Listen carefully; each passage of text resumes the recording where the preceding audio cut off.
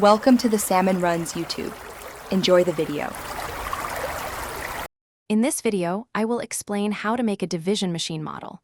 We will explore the fundamental principles behind these fascinating devices.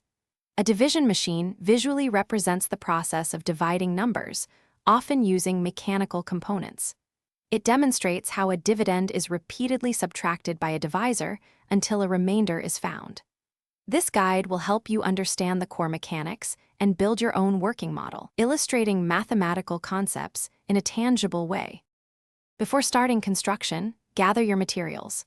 Common choices include sturdy wood, acrylic sheets, or even thick cardboard, depending on your desired durability.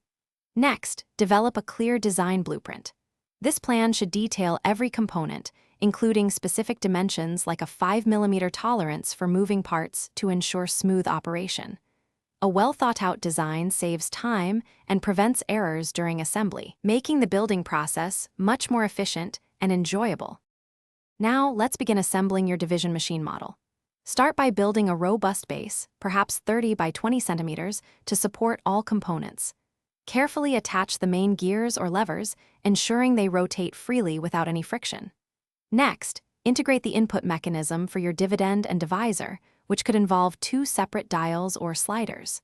Precision here is key for accurate calculations, so take your time with each connection.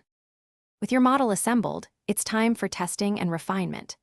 Begin by running simple division problems, such as 10 divided by 2, to check functionality. Observe the movement of all parts closely for any sticking, misalignment, or excessive friction. Make small adjustments to gears, levers, or connections as needed to improve accuracy and ensure smooth operation. This iterative process of testing and refining will help your division machine model perform optimally. Thanks for watching. Consider subscribing if we helped you.